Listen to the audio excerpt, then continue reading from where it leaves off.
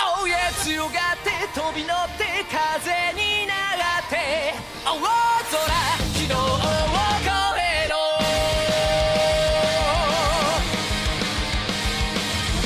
Hey everybody, welcome to Talking Mons. It is our Digimon Adventure 2020 recap podcast. My name is JD and I am joined as always by my two good friends, Jeanette and Gary.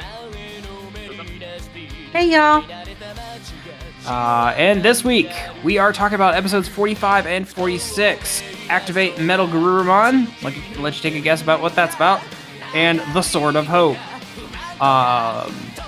We will go ahead and start with episode 45 first. Gabumon gets interested in racing all of a sudden, I guess, and races against a sentient motorcycle. That's the gist of this episode. You know, when it comes to these episodes, it's just don't think about it too hard. Just go with the flow. Just go with the flow. No. What did you guys think about this one? I really liked it. I liked it. It's a little random, but I liked how everybody got into the mood of things, like with the sports announcer and cheerleading. Yeah, we'll definitely get into that. And I like the twist in the episode just because Digimon almost never does twist. So the fact they did it in this episode was kind of cool. Yeah, for sure. What did you think? I mean, I'm kind of in the sense where like I liked it fine. I like it more for the pieces than the whole. I did think it was kind of random, but hey, it's the next big great racing drama. Oh yeah, for sure. Definitely. What was it, Ford versus Ferrari or whatever? It's totally in the vein of the next one of those. That was like the one Oscar movie last year I didn't watch. Yeah, so the gang kind of comes across this giant racing circuit. No real reason, it's just there because why not? And apparently it was home to like a great Digimon race. Like they just used to have like a world Grand Prix or something in the day. But this living motorcycle named Machmon apparently got way too violent about it, and kind of the whole racing circuit kind of just withered away. And so he's just kind of racing around this circuit all on his own until the kids kind of show up. All my friends are dead. All my friends are dead. But yeah, it was just kind of random that like Gabumon was like the one like, oh, I really like running free with Matt on my back in the field, so I guess that translate to I also would like to race. And so, you know, he like tries to honestly kind of rudely like Machmon is just kind of minding his own business, and then Garurumon like kind of just shows up and like, hey, I'm gonna race you now. And, like, didn't ask his permission or anything. I like to think that Gabumon sensed that there was unrest in Machmon's soul, and he was going to dig to the bottom of it and try to help. Spiritual guru Gabumon. Yeah. I mean, he's like a dog, so when a fast car go by. I mean, how You know what? I'm just going to chalk it up to that. But it is little. I mean, it's interesting to have a little twist kind of thing. So like I don't know if you guys felt the same, but I felt like Metal Garurumon showing up in this episode felt kind of anticlimactic. Like I don't know, it wasn't nearly as epic as like when Wargreymon showed up. So I feel like when one of these guys gets a mega form, like it should be like this momentous occasion, but like Metal Garurumon seemed like it was just a kind of a throwaway thing. I don't know if you guys kind of felt the same. Yeah, I mean the stake was pretty low in this episode. Yeah. Like oh, go ahead. No, you first. Well, I mean, if there was some other stake where it say if the Machmon, instead of having a parasite, it's that if he goes under like the speed scenario with Keanu Reeves. Like they have to save him, but he keeps going faster, or else that it was gonna explode and like destroy half of the continent or something. Right. Like a little bigger stake would fit Metagurumon a little better. Yeah. Well, much better. Yeah. Jeanette, did you have some thoughts? Yeah, I guess I don't know. For some reason, it didn't bother me. I think it was just supposed to be more interpersonal story, so it worked for me. I did feel like it was a little anticlimactic though. Like, just something about it just felt off, and can't quite put my finger on it. But I liked the episode up until that point, and then as soon as the and I love Metal Garurumon, but as soon as he came in, I just went like interest like dropped, Yeah. like the tone of the episode changed a lot, and or the storytelling kind of unraveled, and it was just like not nearly as tight at the end. Right. Yeah, same. Like I don't feel like this. It doesn't. This episode didn't deserve Metagurumon. Everything else is fine. It's a personal story, but Metagurumon doesn't feel like a personal evolution. It feels more like a high stake world ending A kind plot of thing. evolution. Yeah, plot evolution. Like Angemon. Anything related to Angemon. Yeah, I think with the thing with this episode is it didn't really feel like a personal moment for Matt. Like Matt was honestly a little out of character in this episode. He doesn't get or maybe our boys growing up, I don't know, but he doesn't really get invested in the people around him. So him to be invested in this motorcycle, like that's just No, not Matt. I'm very much in agreement. It did seem a little out of character for him to get like this invested in it when he has like shown little to no interest in a lot of things up until this point. But yeah, I just like felt that because he evolves into Metal Garurumon mid race. I feel like where Garurumon has that jetpack, I feel like they could have just as easily just did that rather than have to pull Metal Garurumon out for this, because I just don't like the way it was handled. I that's all I can really say about it.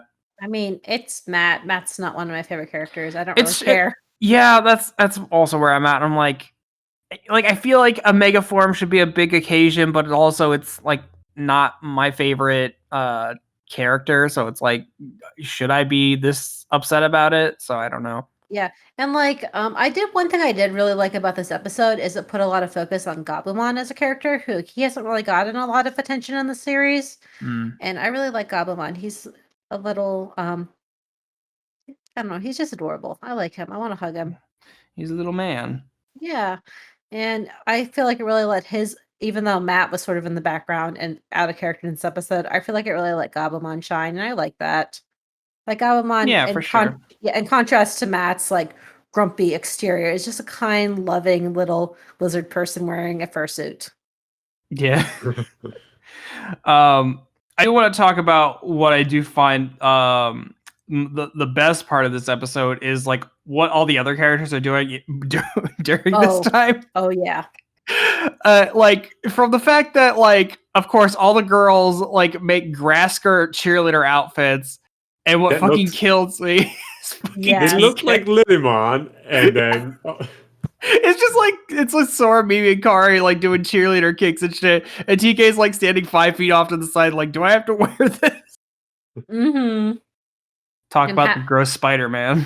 Yeah, and how Machmon basically couldn't stand the idea of losing, so he hooked a parasite up to his hooked himself up to a parasite who in turn caused him to murder all his friends.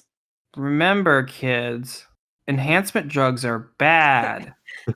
I'm pretty sure that's the moral of this episode. Right? Steroids are bad.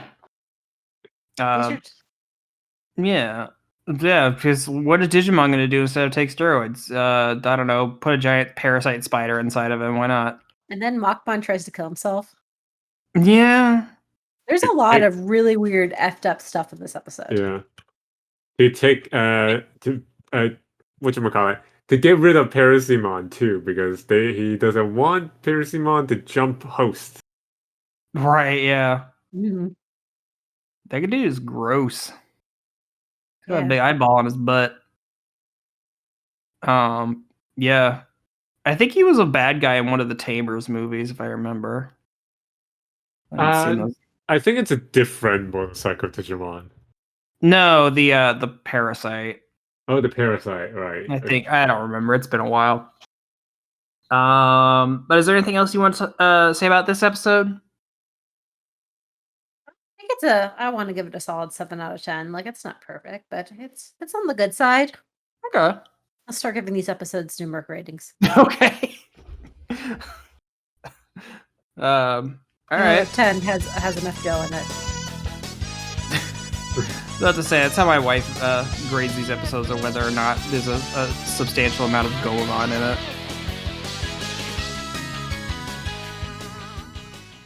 Jeremy Snow here, owner and editor-in-chief of The Geekly Grind. I'm interrupting your awesome, regularly scheduled programming to ensure that you know about our Geekly Grind podcast network, of which this show is a treasured member of.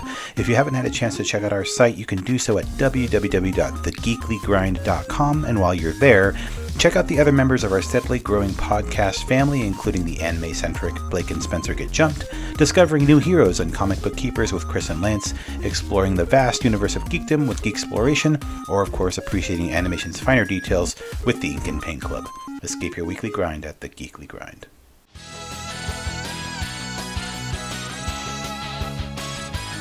All right, well then we will move on to episode 46, The Sword of Hope. And oh boy, if you thought the stuff in the last episode was weird and traumatic. Right? I actually feel like we kind of got some plot relevant things in this. Yeah.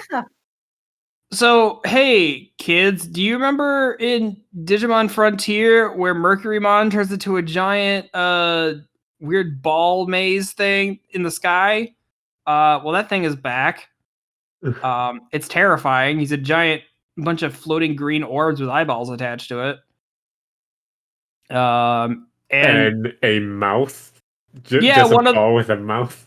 Yeah, the main ball that all the eyeball balls report to, it just has a big red-lipped mouth on it. It's fucking weird.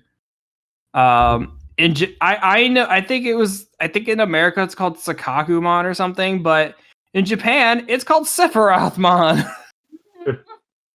Which my wife and I had to figure out is not a Final Fantasy reference. It's actually a biblical reference. Yeah, I was about to say, I'm pretty sure that's a biblical reference. Yeah, I'm just uncultured and don't know things. You didn't grow up in Sunday school the way that I did. I'm about to say I did, but probably maybe not the super Sunday school.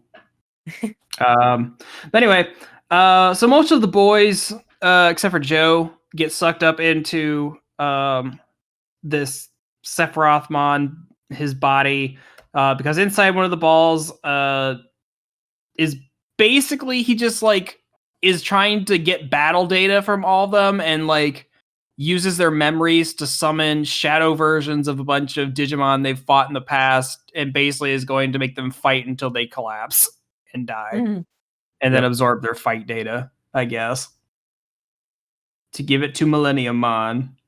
And there's all these callbacks to all the previous monsters in the previous episodes. Yeah, it's basically, hey kids, remember when this happened? But with not like directly referencing, like giving flashbacks and stuff, it's just like, hey, remember this monster? It's a clever version of a clip show. Yeah, it's a clip show with no clips.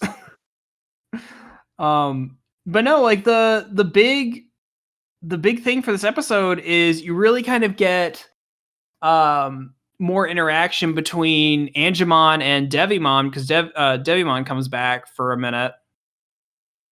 And we kind of got an interesting reveal, and I don't know if this has ever been explored in Digimon before, where it shows that Devimon was actually born, if I understand this right, Devimon is born from the shadow of Angemon. So they're basically two sides of the same coin. Mm-hmm. Yeah. I thought that was really cool, actually. Yeah, it was like Angemon was trying to purge that from his body, or it escaped from him, and that became Devimon. And so Devimon's like, you can't really kill me because as long as you're alive, I'm alive. And so then he's like, well, I just have to embrace that part of me. So he like absorbs fucking Devimon so he can become Magna Angemon or Holy Angemon, whatever you want to call him. Mhm. So yeah, I mean, I felt like that aspect of it and that kind of like lore building, I felt like that was pretty interesting. Like I just have to embrace this part of myself that eats Cheez-Its in the middle of the night. Yeah. Don't Thing, totally. Don't eat Jesus, kids. But what did you guys think about this episode? I thought it was really mature and I really liked it. I don't think I'd ever say the word mature and Digimon in the same sentence, so that's kind of weird. Yeah, sometimes, but not often. Yeah. What about you, Gary? Well, at first I thought, oh no, they're separating again. Are they separating again? Kind of. No, I'm glad that it's resolved within the same episode. Right. I do like how the Holy Digimon, like Gabumon and Patamon, they both have dark sides to themselves as well. They feel like they have deeper personalities than the rest of the Digimon. Mm-hmm. Yes. Though They I gotta say, it is starting to get weird how Gatomon like just starts. She's like just starting to just know things. She's a Like battle encyclopedia. she is, and it's just like the information just kind of comes out of nowhere. It's like, oh yeah, I remember this now. Just conveniently every episode now. She has picture perfect memory where she remembers everything as if she's reliving it again. Like Boomerang, it's all coming back to you. Yeah. So yeah, and when it comes to like Holy Digimon stuff, Gatomon has just kind of become a exposition dump in a way. Except in her own episodes. But yeah, she started Yeah. off really interesting and she's kind of become a lot more 2D. Yeah. But Yeah, but I guess she's the only character who can do it unless they add in a random tag-along character.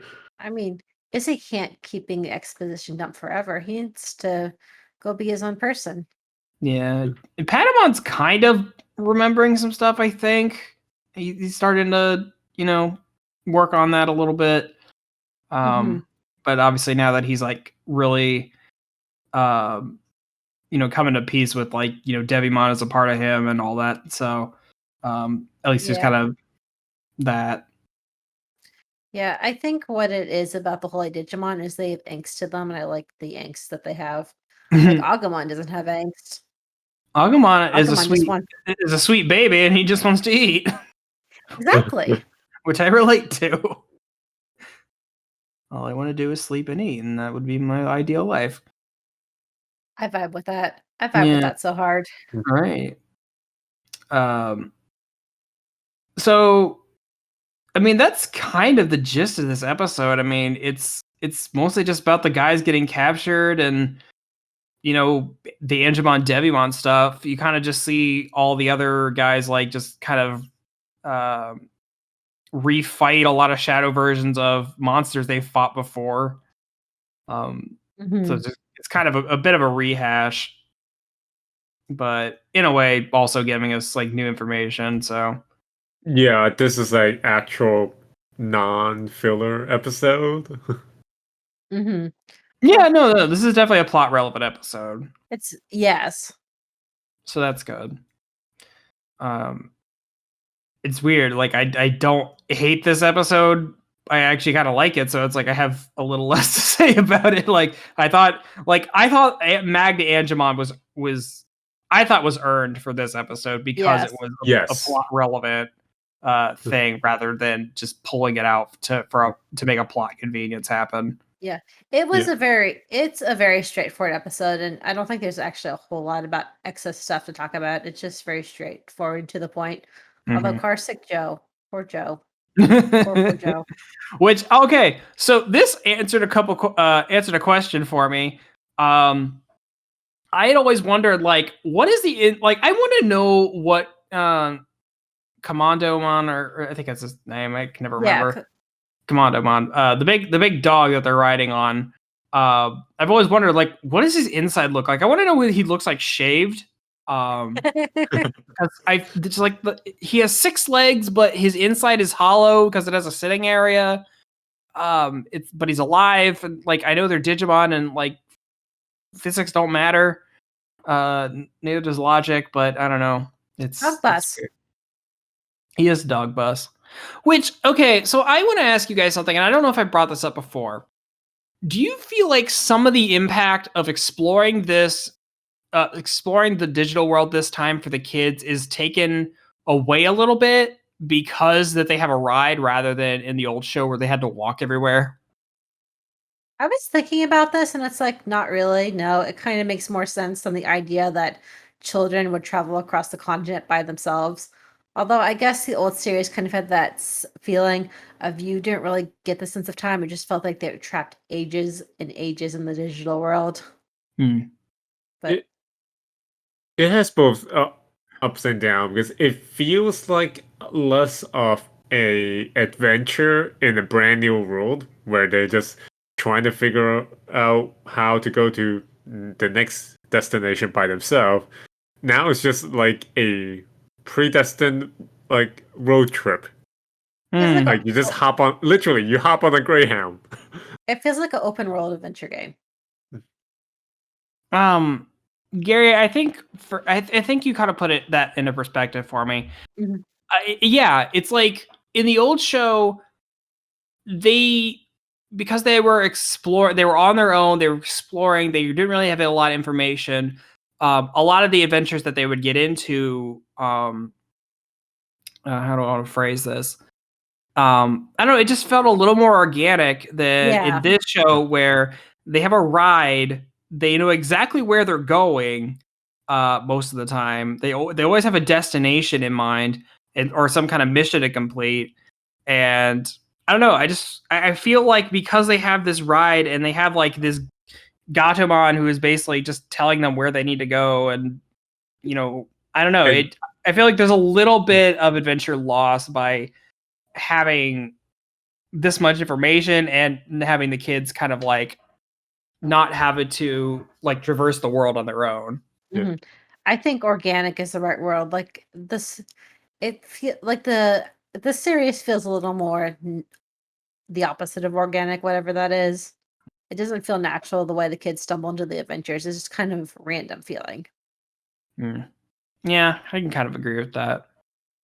Yeah, even the mysterious thing and surprises here feels less so, just because since it is more guided, it's like there are less danger.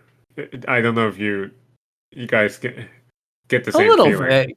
Yeah, because at least they have like, they can always just hop on the dog and try to escape, where it's like when they're just like walking around the forest, like you got to find a place to hide or you got to fight back. So I feel like having them just like be so exposed out in nature like they used to be, like added like an element of danger to it. Yeah. I don't know.